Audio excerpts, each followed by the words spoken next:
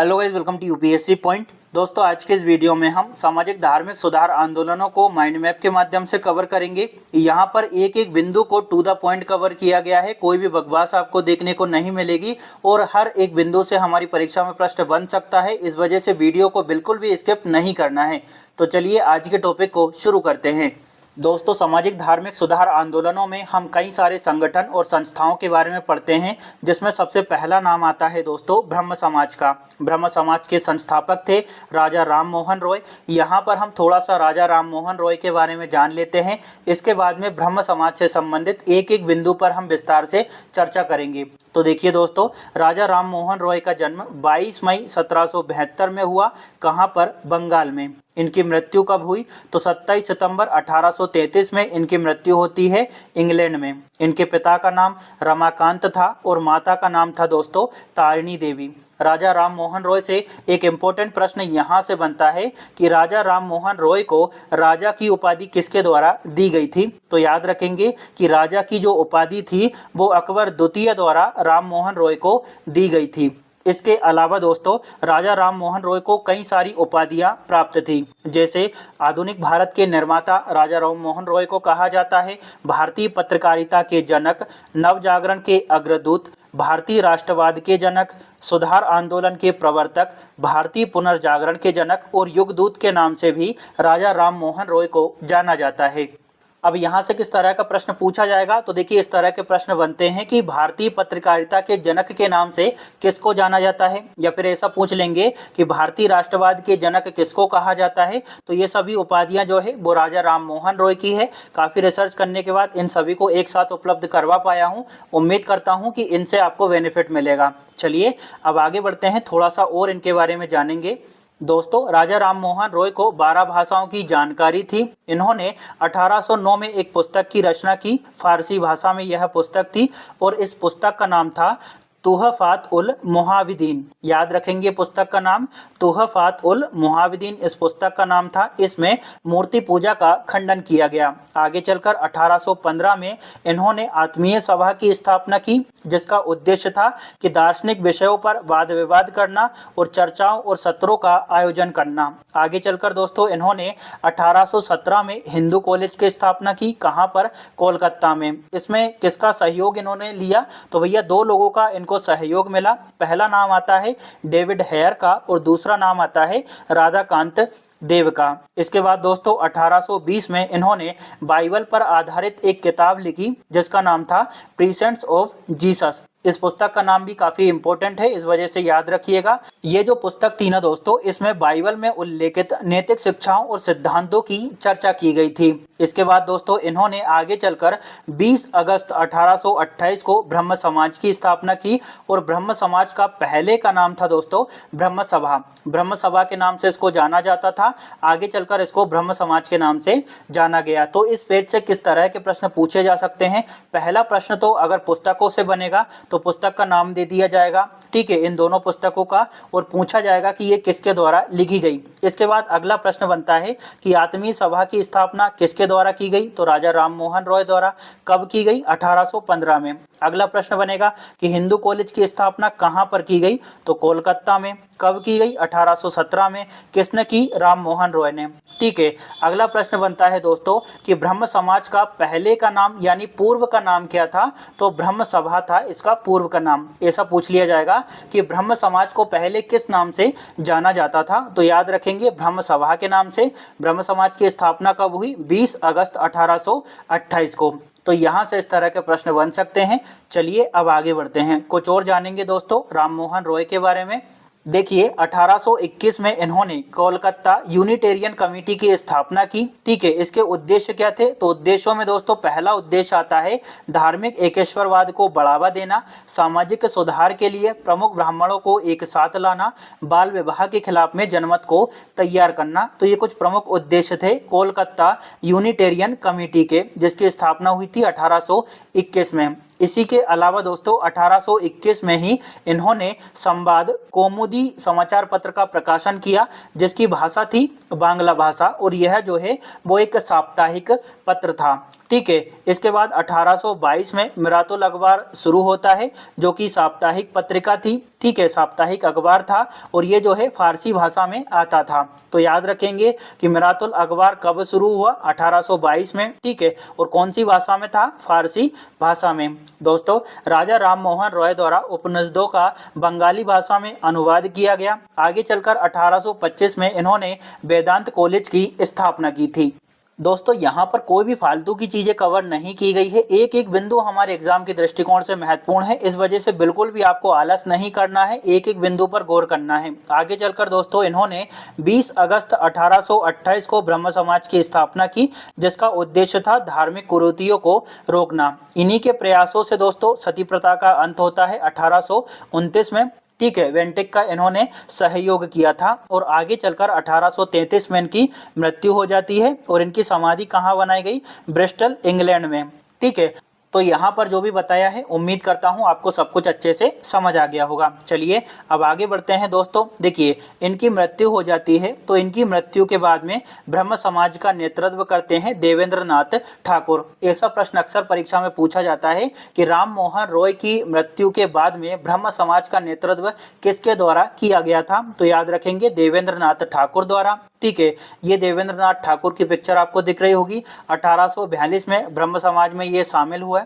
ठीक है, बंगाली भाषा में इन्होंने तत्वबोधिनी पत्रिका का प्रकाशन किया। इसके अलावा दोस्तों, इन्होंने ब्रह्म अनुबंध लिखा और तत्वबोधिनी सभा की स्थापना की 1839 में। तो एक प्रश्न ये भी बनता है कि तत्वबोधिनी सभा की स्थापना किसके द्वारा की गई थी, तो याद रखेंगे देवेंद्र नाथ ठाकुर द्वारा। आगे चलकर दोस्तों 1859 में ये थोड़े से वृद्ध हो जाते हैं, तो ये जो है अपना संन्यास ग्रहण कर लेते हैं और केशव चंद्र सेन को जो है वो आचार्य नियुक्त कर देते हैं ब्रह्म समाज के। तो भैया, जब राजा राम मोहन रॉय की मृत्यु हुई तो नेतृत्व किसने संभाला, देवेंद्र नाथ ठाकुर ने, और आगे चलकर नेतृत्व संभालते हैं केशव चंद्र सेन। लेकिन जो केशव चंद्र सेन थे ना, इनका झुकाव दोस्तों ईसाई धर्म के प्रति अधिक था। ठीक है, ब्रह्म समाज में ईसाई धर्म का धीरे धीरे प्रवेश होने लगा। इसी वजह से कई लोग इनसे नाराज हो जाते हैं और देवेंद्र नाथ ठाकुर जो है वो वापस आ जाते हैं। 1865 में केशव चंद्र सेन को ब्रह्म समाज से बाहर कर दिया जाता है। तो आपको पूरा बैकग्राउंड अच्छे से समझ आ गया। यहाँ पर क्या क्या प्रश्न पूछा जा सकता है कि तत्वबोधिनी पत्रिका जो है इसका संबंध किससे था, तो भैया ब्रह्म समाज से था। ठीक है, किसके द्वारा प्रकाशित की गई थी, देवेंद्र नाथ ठाकुर द्वारा। इसके अलावा तत्वबोधिनी सभा की स्थापना किसके द्वारा की गई थी, तो ये कुछ प्रश्न इंपॉर्टेंट है जो यहाँ से पूछे जा सकते हैं। चलिए अब हम आगे बढ़ते हैं। देखिए दोस्तों, जब 1865 में देवेंद्र नाथ ठाकुर जो है वो केशव चंद्र सेन को ब्रह्म समाज से बाहर कर देते हैं, तो ब्रह्म समाज जो है वो दो भागों में विभाजित हो जाती है। एक भाग का नाम होता है आदि ब्रह्म समाज और दूसरा भाग कहलाता है भारतीय ब्रह्म समाज। भारतीय ब्रह्म समाज का नेतृत्व करते हैं केशव चंद्र सेन और आदि ब्रह्म समाज का नेतृत्व करते हैं दोस्तों देवेंद्र नाथ ठाकुर। दोस्तों, देवेंद्र नाथ ठाकुर जो है वो काफ़ी वृद्ध हो जाते हैं, इसी वजह से इन्होंने संन्यास ग्रहण कर लिया था। तो आदि ब्रह्म समाज जो है वो काफ़ी चल नहीं पाता, बहुत लंबे समय तक ये टिक नहीं पाता और बिखरने लगता है।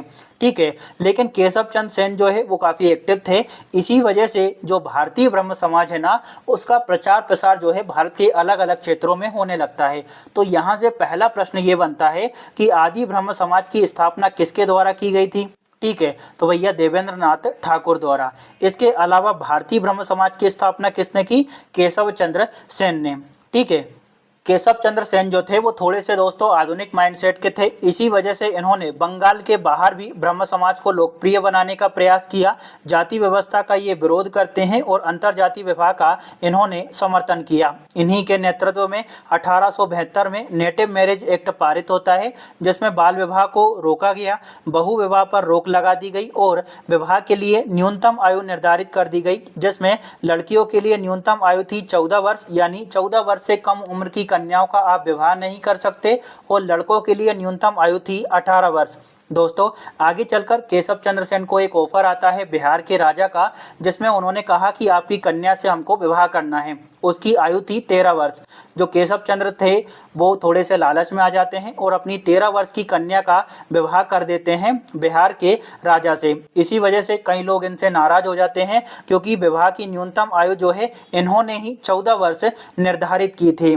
इसी वजह से 1878 में, 1878 है, ठीक है, इसको अच्छे से याद रखिएगा, 1818 जो है वो गलत लिखा गया है। 1878 में केशव चंद्र सेन से नाराज लोगों ने साधारण ब्रह्म समाज की स्थापना की। तो आशा करता हूं आपको ये सब कुछ अच्छे से समझ आ गया होगा। यहाँ से किस तरह का प्रश्न पूछा जाएगा कि भैया जो आदि ब्रह्म समाज है इसका नेतृत्व किसने किया, इसकी स्थापना कब हुई, ठीक है। भारतीय ब्रह्म समाज की स्थापना कब हुई, इसका नेतृत्व किसने किया, नेटिव मैरिज एक्ट कब पारित हुआ, साधारण ब्रह्म समाज की स्थापना कब हुई थी। ये 1818 नहीं है, 1878 है, तो इसको थोड़ा सा सही कर लेना। चलिए अब आगे बढ़ते हैं। ब्रह्म समाज से रिलेटेड जितने भी महत्वपूर्ण तथ्य थे उनको हमने कवर कर लिया है। आगे बढ़ें। अब हम बात करते हैं दोस्तों प्रार्थना समाज की। इसकी स्थापना जो है मुंबई में होती है। कब स्थापना हुई थी, 1867 में, ठीक है। इसके संस्थापक कौन थे, तो आत्माराम पांडुरंग जो है इन्होंने प्रार्थना समाज की स्थापना की। अन्य व्यक्ति इसमें शामिल थे दोस्तों, जिसमें पहला नाम आता है महादेव गोविंद रनाड़े और दूसरा नाम आता है रामकृष्ण गोपाल भंडारकर, ठीक है। तो क्या क्या प्रश्न पूछा जाएगा, प्रार्थना समाज की स्थापना कब हुई और कहां पर हुई और इसके संस्थापक कौन थे, तो ये काफी इंपॉर्टेंट है, इसको अच्छे से याद रखना है। अब हम बात करते हैं कि प्रार्थना समाज के आखिरकार उद्देश्य क्या थे। तो पहला उद्देश्य हमें देखने को मिलता है कि मूर्ति पूजा का विरोध करना। अगला उद्देश्य था जात पात को खत्म करना, स्त्री शिक्षा पर बल देना, बाल विवाह को खत्म करना और विधवा विवाह का समर्थन करना। तो उम्मीद करता हूं कि प्रार्थना समाज से जो भी हमारे प्रश्न बनेंगे उनको हमने कवर कर लिया है। चलिए अब हम आगे बढ़ते हैं दोस्तों। इन दोनों संस्थाओं और संगठनों से जितने भी प्रीवियस ईयर क्वेश्चन अभी हाल के वर्षों में पूछे गए हैं उनको मैंने यहाँ पर शामिल किया है और इनको दोस्तों मैंने वन लाइन फॉर्मेट में लिख दिया है ताकि आपको सहूलियत हो आंसर देने में और आपका समय भी बच जाए। तो पहला प्रश्न है, राजा राम मोहन रॉय ने कौन सी संस्था की स्थापना की थी, तो इसका राइट आंसर है ब्रह्म समाज की इन्होंने स्थापना की। कब की थी, तो भैया 1828 में इन्होंने ब्रह्म समाज की स्थापना की थी, 20 अगस्त को। ये मैं आपको बता चुका हूँ। ब्रह्म समाज को पहले किस नाम से जाना जाता था, ब्रह्म सभा के नाम से, ठीक है। ये अभी हाल ही के वर्षों में 2023 में यूजीसी नेट में पूछा गया प्रश्न है। अगला प्रश्न है, राजा राम मोहन रॉय को 1829 में सती प्रथा को दंडनीय अपराध घोषित करने में किसकी मदद करने के लिए सबसे ज़्यादा याद किया जाता है, तो इसका राइट आंसर है बेंटिक की मदद करने के लिए राजा राम मोहन रॉय को सबसे ज़्यादा याद किया जाता है। सती प्रथा को दोस्तों दंडनीय अपराध घोषित किया गया था 1829 में। अगला प्रश्न है, राजा राम मोहन रॉय ने ब्रह्म सभा नामक एक सुधार संघ की स्थापना की, जिसे बाद में किस रूप में जाना गया, तो इसका राइट आंसर है ब्रह्म समाज के रूप में, ठीक है। ये भी 2022 में पूछा गया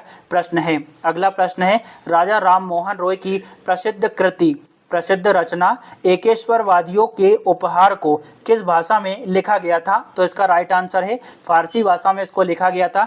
ये वाला पॉइंट काफ़ी महत्वपूर्ण है, हमसे थोड़ा सा मिस हो गया था, तो इसको अच्छे से याद रखना है, नोट डाउन कर लेना है। चलिए अब हम आगे बढ़ते हैं।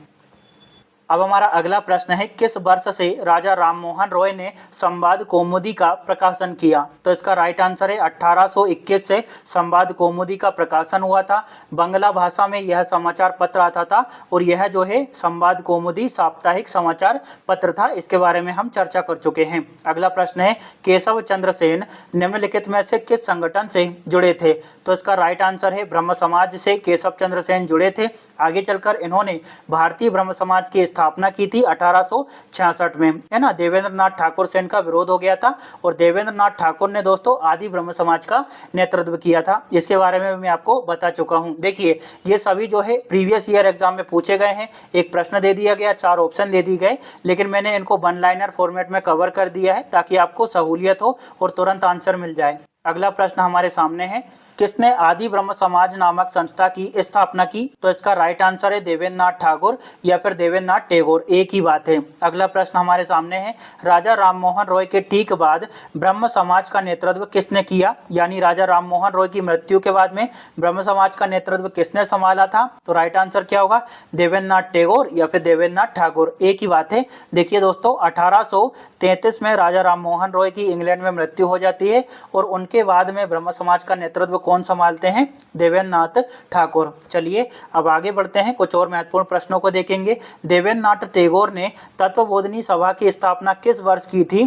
तो इसका राइट आंसर है 1839 में, ये भी मैं आपको बता चुका हूं। अगला प्रश्न है, विधवा पुनर्विवाह संघ जो कि 1861 में स्थापित हुआ था, तो इसके संस्थापक के रूप में किसे जाना जाता है?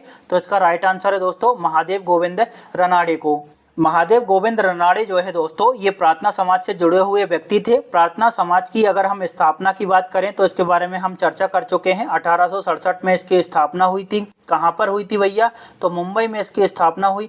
किसके द्वारा की गई थी? आत्माराम पांडुरंग ने इसकी स्थापना की थी। तो भैया प्रार्थना समाज से जुड़े हुए एक व्यक्ति थे महादेव गोविंद रनाड़े, इनके बारे में हम चर्चा कर चुके हैं। अगला प्रश्न है, किस वर्ष में पूना सार्वजनिक सभा का गठन किया गया? तो इसका राइट आंसर है 1870 में इसका गठन किया गया था। अगली वीडियो में हम पूना सार्वजनिक सभा के बारे में पढ़ेंगे तो और अधिक इसके बारे में जानेंगे। अगला प्रश्न है, आत्माराम पांडुरंग द्वारा प्रार्थना समाज की स्थापना 1867 में कहां पर की गई थी? तो राइट आंसर क्या है? बंबई में की गई थी। तो आशा करता हूं दोस्तों आपको यहां तक अच्छे से समझ आ गया होगा। अगली वीडियो में हम सामाजिक धार्मिक सुधार आंदोलनों से जुड़े अन्य संस्थाओं और संगठनों के बारे में इसी तरह से विस्तार से चर्चा करेंगे। अगर आपको वीडियो थोड़ा बहुत भी अच्छा लगा हो तो लाइक शेयर और सब्सक्राइब करना। देखिए आगे की जो भी वीडियो आएगी ना, वो आपके कमेंट पर निर्भर करेगा, क्योंकि जब तक आप कमेंट नहीं करेंगे मुझे समझ नहीं आ पाएगा कि आपको कंटेंट कैसा लग रहा है, लाभ मिल रहा है या नहीं मिल रहा है। तो प्लीज़ अपना स्वार्थ थोड़ा बहुत छोड़िएगा। ऐसा नहीं करना चाहिए कि सिर्फ अपने स्वार्थ की पूर्ति करते रहें और आगे बढ़ते रहें। अगर आपको वीडियो थोड़ा बहुत भी अच्छा लगा हो तो कमेंट जरूर करना है। Thank you.